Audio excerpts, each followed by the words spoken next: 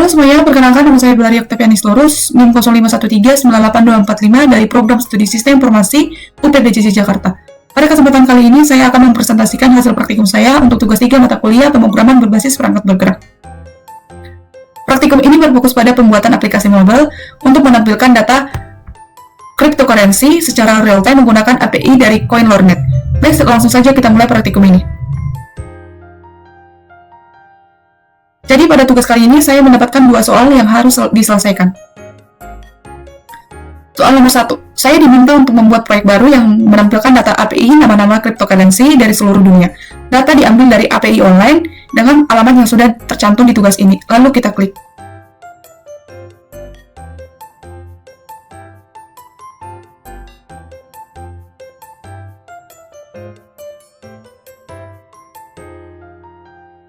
Soal nomor 2, saya diminta untuk membuat tampilan aplikasi mobile yang menampilkan 4 atribut spesifik, yaitu rank, name, symbol, dan price USD, dengan tampilan yang sudah ditentukan seperti dalam gambar contoh. Nah, karena ada 2 soal, maka saya akan membuat 2 program terpisah. Program pertama untuk menjawab soal 1, dan program kedua menjawab soal 2.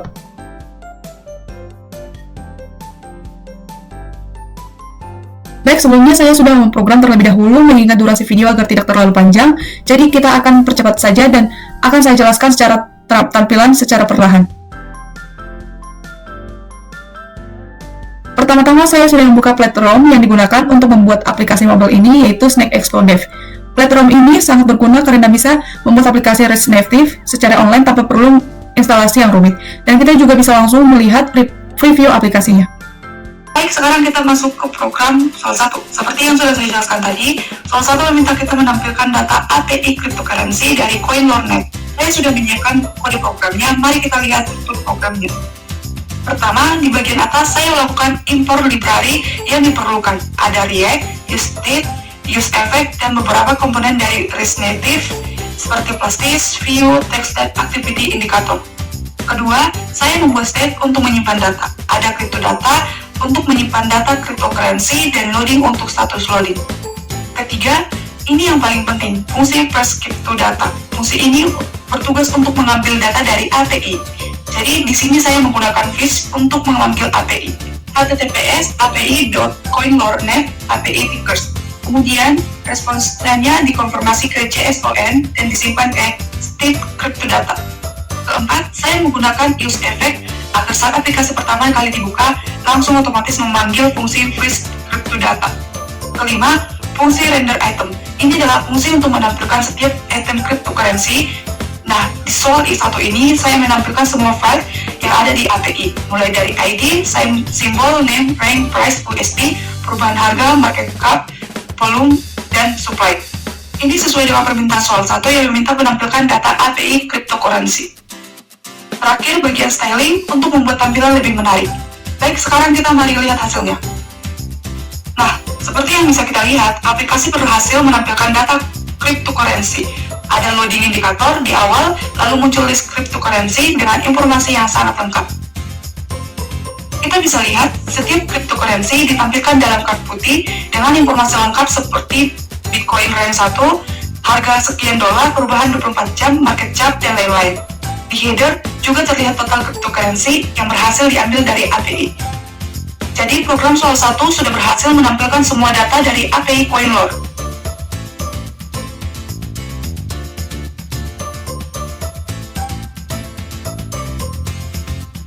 Baik, sekarang kita lanjut ke program soal 2. Soal 2 ini berbeda dengan soal 1. Di soal 2 kita diminta membuat tampilan yang spesifik sesuai gambar contoh dan hanya menampilkan 4 field saja, yaitu rank, simbol, name, dan price USD. Bisa dilihat di gambar, tampilannya ada tombol refresh di atas dengan background biru, lalu card berwarna krim dengan border biru navy yang tebal, dan layoutnya dibagi 3 kolom, rank, name or symbol, dan USD. Baik, mari kita lihat kode programnya. Struktur program soal 2 ini mirip dengan soal 1, tapi ada beberapa perbedaan penting. Pertama, di bagian state, saya menambahkan refreshing state untuk fitur refresh. Kedua, fungsi fetch CryptoData-nya sama, masih mengambil dari API yang sama. Ketiga, ada fungsi tambahan untuk refresh data, ada handle refresh button untuk tombol refresh, dan on refresh untuk full to refresh. Keempat, ada fungsi format fresh untuk memformat harga. Jadi kalau harganya di atas 1000, akan menampilkan 2 desimal. Kalau harganya kecil seperti 0,001 akan menampilkan lebih banyak desimal agar jelas. Kelima, yang paling berbeda ada di fungsi render item. Di soal 2 ini, saya hanya menampilkan 4 field saja, rank, name, symbol, dan price USD. Dan layoutnya saya bagi menjadi 3 kolom dengan place direction raw, kolom pertama untuk rank, kolom kedua untuk name dan simbol, kolom ketiga untuk harga USD. Keenam, di bagian return, ada header dengan tombol refresh berwarna biru. Ketujuh, playlist dengan refresh control agar bisa full to refresh dari atas. Terakhir, bagian styling, ini sangat penting untuk membuat tampilan sesuai gambar. Perhatikan, 1. Background counter warna abu-abu, 2. Header dan tombol biru, 3. Card berwarna green, 4. Border card biru yang tebal, 4. Font size yang disesuaikan agar terlihat jelas. Sekarang mari kita lihat hasilnya. Nah, perhatikan aplikasi yang sudah sesuai dengan gambar contoh. Ada tombol refresh berwarna biru di atas dengan background biru tua. Lalu kita bisa lihat card-card cryptocurrency dengan warna cream dan border biru navy yang tebal. Setiap card menampilkan 3 kolom. 1. Kolom kiri rank atau angka peringkat. 2. Kolom tengah nama lengkap dan simbol seperti BTC, ETH, dan sebagainya. Ketiga, kolom kanan harga dalam USD. Misalnya, Bitcoin rank 1, simbol BTC, harga $90.000, Ethereum rank 2, simbol ETH, harga $3.000, dan seterusnya. Jadi, program soal 2 sudah berhasil menampilkan data sesuai dengan format dan tampilan yang diminta.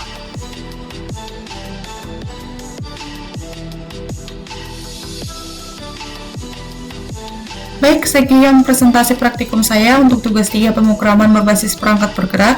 Saya sudah menjelaskan langkah-langkah pembuatan 2 program terpisah untuk menjawab soal 1 dan soal 2, menampilkan hasilnya serta melakukan analisa terhadap program yang telah dibuat.